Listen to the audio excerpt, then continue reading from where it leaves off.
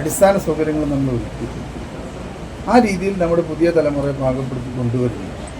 അപ്പോൾ ഇത്തരം സംഘടനകളെ പറ്റി വീണ്ടും പറയുന്നു, കൃത്യമായി തന്നെ ഓൾ ഇന്ത്യ ഫെഡറേഷനുകൾ അവരുടെ കുത്തഴിഞ്ഞ ഈ സംവിധാനം മാറ്റിയില്ലെങ്കിൽ ഇന്ത്യയിൽ സ്പോർട്സ് രക്ഷപ്പെടാൻ പോകുന്നു.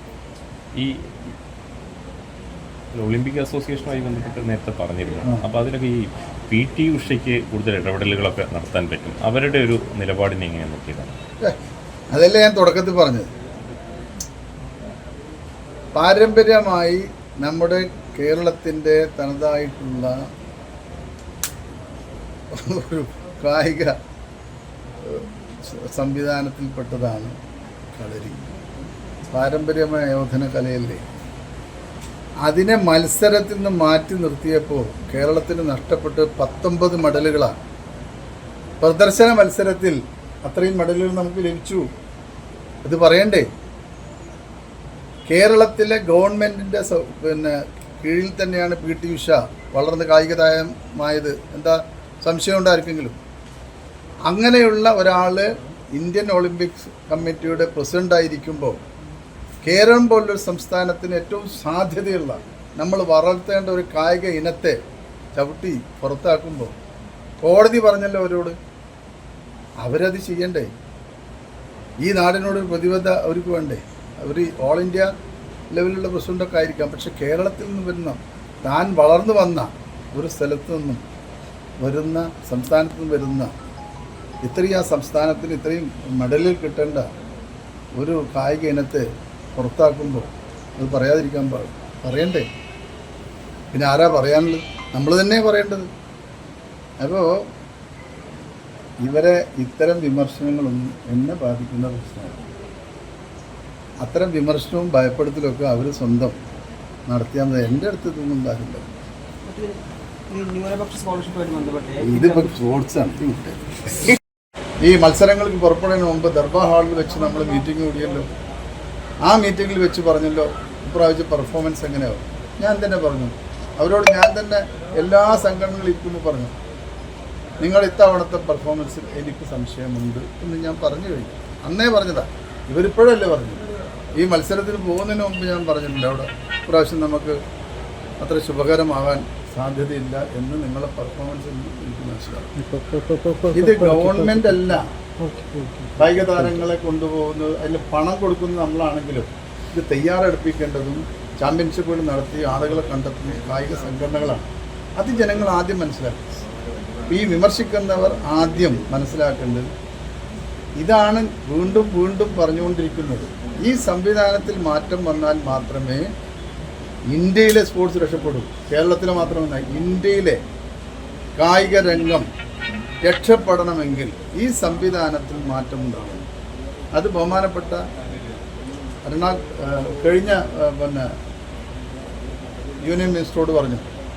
ഇത്തവണത്തെ മന്ത്രിയെയും കണ്ടു പറഞ്ഞു ഇതിൽ മാറ്റമില്ല.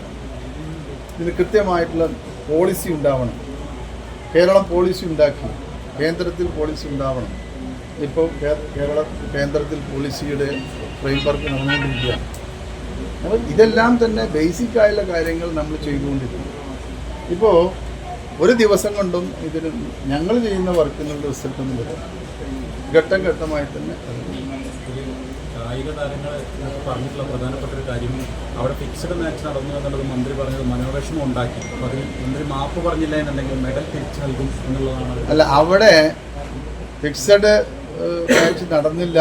എല്ലാത്തിലും ഒന്നിനെ പറ്റി കുറിച്ചല്ലേ പറഞ്ഞു, ഒന്നല്ലേ പറഞ്ഞു. അപ്പോൾ നിലവിൽ അവിടെ നടന്ന ആ സിൽവർ ഗോൾഡും തമ്മിലുള്ള മാറ്റത്തിൽ അത് തിരിച്ചു കൊടുക്കുന്നതാണ്.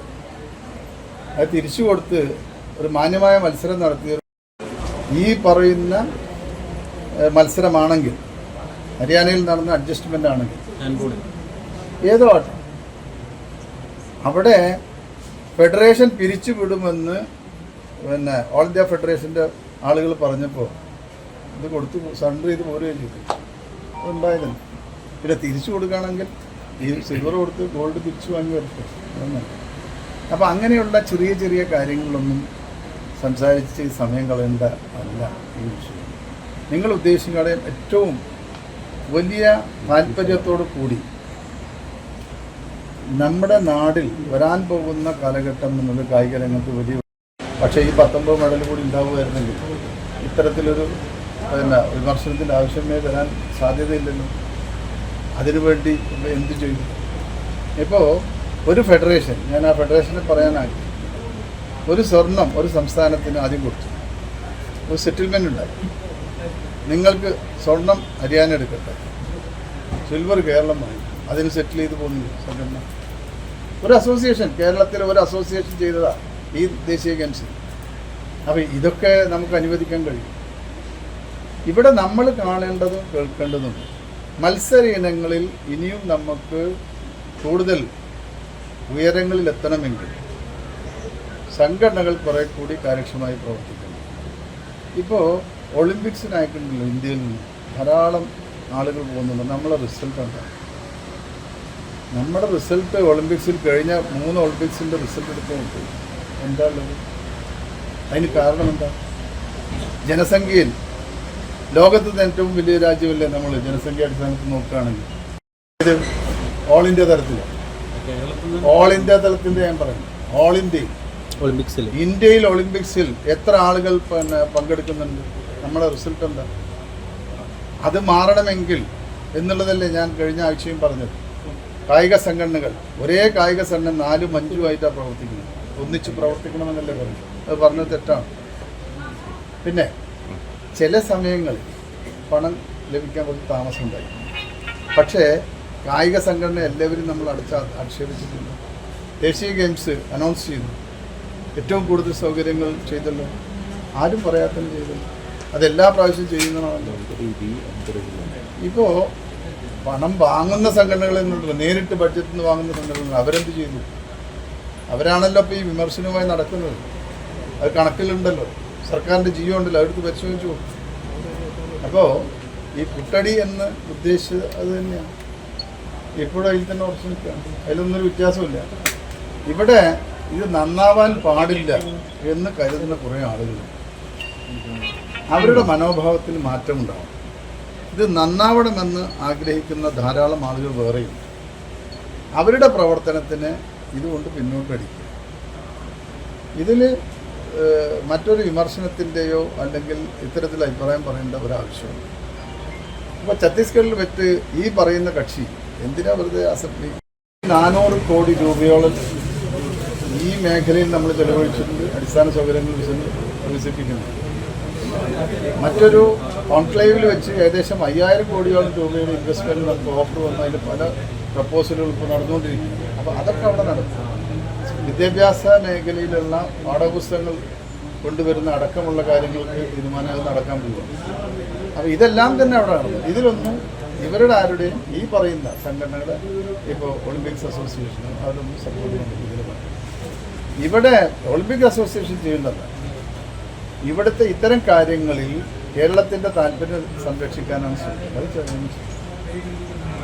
ആ പദവിക്ക് ചേരാത്ത രീതിയിലുള്ള പ്രസ്താവനകളുണ്ടായി. അതും ശരിയാണ്.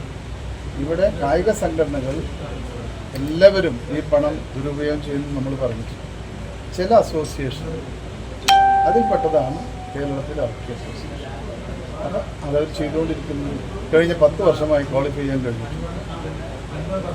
അത് മത്സരത്തിന് പോലും ക്വാളിഫൈ ചെയ്യാൻ കഴിഞ്ഞിട്ടില്ല. വിമർശിക്കേണ്ട ആവശ്യമുണ്ടല്ലോ, വിമർശിക്കേണ്ടതല്ലേ. ഇത്തരം കാര്യങ്ങൾ നമ്മൾ കാണേണ്ടതും ഒന്നിച്ചു നിന്നാൽ മാത്രമേ ഇത് രക്ഷപ്പെടാൻ പലതവണ പറഞ്ഞതാണ്. ഇപ്പോൾ കായിക സംഘടനകൾ, ഫെഡറേഷനുകൾ കൃത്യമായി പ്രവർത്തിച്ചാൽ തന്നെ നമുക്ക് നല്ല റിസൾട്ട് ഉണ്ടാക്കാൻ. അതാണ് ഞാൻ ആദ്യം പറഞ്ഞത്, ഇന്നും പറയുന്നത് തന്നെ. അത് ഈ മേഖലയിൽ പ്രവർത്തിക്കുന്ന എല്ലാവർക്കും അറിയുന്ന കാര്യം തന്നെയാണ്. പിന്നെ ഇത്തരം ഇപ്പോൾ ഒളിമ്പിക്സ് ആയാലും മറ്റേതായാലും നമ്മളതൊന്ന് ശ്രദ്ധിക്കാൻ പോകും. ഇവിടെ കഴിഞ്ഞ ദേശീയ ഗെയിംസിൽ കളരി എന്നുള്ളത് കേരളത്തിൻ്റെ പാരമ്പര്യമായുള്ള ആയോധന കലയാണ്. ആ കളരിയെ മത്സര ഇനത്തിൽ നിന്നും മാറ്റരുതെന്ന് ഡൽഹി ഹൈക്കോടതി നിർദ്ദേശം നൽകി അതിനെ ചെയ്യണമെന്ന്. അത് കേരളത്തിൽ ഒരു മുൻ കായിക താരമാണിപ്പോൾ ഈ IOC പ്രസിഡന്റ്. അപ്പോൾ അവരത് കേട്ടില്ല. അപ്പോൾ ഒളിമ്പിക്സ് അസോസിയേഷൻ എന്നുള്ളത് കേരളത്തിൽ നിന്ന് ആളുകളാണെങ്കിൽ ആ കളരിയെ വീണ്ടെടുക്കാനായിരുന്നു ശ്രമിക്കേണ്ടത്. അപ്പോൾ അത്തരത്തിലുള്ള ശ്രമങ്ങളൊന്നും ഉണ്ടായിട്ടില്ല. അപ്പോൾ ഇത് പറയാൻ പാടില്ല അതൊക്കെ പറയണമല്ലോ, എല്ലാവരും അറിയണമല്ലോ. അപ്പോൾ ഇത്തരം കാര്യങ്ങൾ എല്ലാവരും ചേർന്നാൽ മാത്രമേ കേരളത്തിലെ മത്സര ഇനങ്ങൾക്കുള്ള സ്പോർട്സിൽ രക്ഷപ്പെടുള്ളൂ. പക്ഷേ മന്ത്രി എന്തു ചെയ്യുന്നുള്ളത് ആരും സർട്ടിഫിക്കറ്റ് ഈ പറയുന്ന ആളുകൾ സർട്ടിഫിക്കറ്റ് ജനങ്ങൾ സർട്ടിഫിക്കറ്റ് ഉണ്ട്. കാരണം അടിസ്ഥാനപരമായി സ്പോർട്സിന് ആവശ്യമുള്ള കാര്യങ്ങൾ നല്ല രീതിയിൽ നമ്മൾ ചെയ്യുന്നു. ഈ ഗവൺമെന്റ് വന്നതിന് ശേഷം പുത്തനത്താണിയുടെ സ്വന്തം കനകമകൽ ജ്വല്ലറി ഇനി മുതൽ കനക ഗോൾഡൻ ഡയമണ്ട്സ്. കനക ഗോൾഡൻ ഡയമണ്ട്സ് പുത്തനത്താണി. മാറുന്ന ലോകം മാറ്റത്തിനൊപ്പം.